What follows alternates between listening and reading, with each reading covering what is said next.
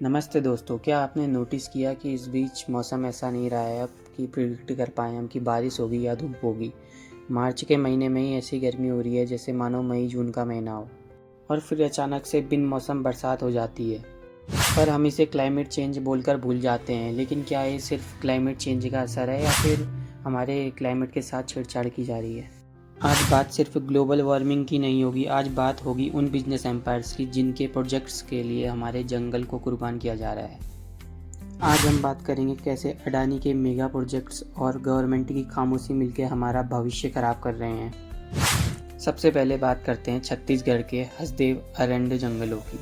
इसे lungs of Chhattisgarh भी कहा जाता है, लेकिन दोस्तों इन लंग्स में अब कोल माइंस का कैंसर फैल चुका है। यहाँ की हालत देखिए, कुछ सालों में ऐसे से ऐसी हो चुकी है। पिछले कुछ सालों में यहाँ अडानी के कोल माइंस के लिए 94,460 से भी ज़्यादा पेड़ काटे जा चुके हैं। और दोस्तों ये तो बस अभी शुरुआत है, 2,73,000 पेड़ और काटे जाने हैं।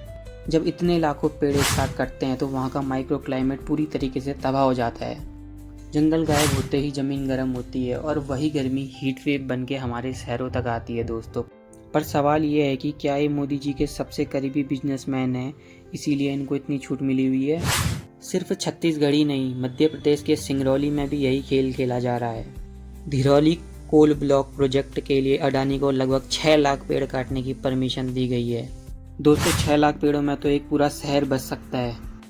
और बिहार के पीरपेंती में एक पावर प्लांट के लिए 10 लाख फलदार पेड़ काटे गए।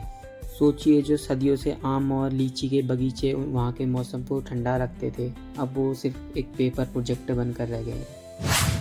अब आप ये सोच रहे होंगे कि गवर्नमेंट क्या कर रही है, लेकिन गवर्नमेंट तो इनका रास्ता और ज़्यादा साफ कर रही है। गवर्नमेंट ने फॉरेस्ट कंजर्वेशन एक्ट के रूल्स ही बदल दिए हैं। अब लगभग 28% जंगल ऐसे हैं जो टेक्निकल ग्राउंड्स पर फॉरेस्ट माने ही नहीं जाएंगे, मतलब उन्हें काटना अब लीगल कर दिया है गवर्नमेंट ने। और हमारी गवर्नमेंट का सबसे बड़ा बहाना ये है कि एक पेड़ कटेगा तो हम 2 पेड़ लगाएंगे। लेकिन दोस्तों एक 100 साल पुराना घना पेड़ जो इकोसिस्टम बनाता है उसकी जगह एक छोटा पौधा नहीं ले सकता है। ये सिर्फ पेपर पर नंबर दिखाने के लिए गवर्नमेंट कहती है, पर करती नहीं है।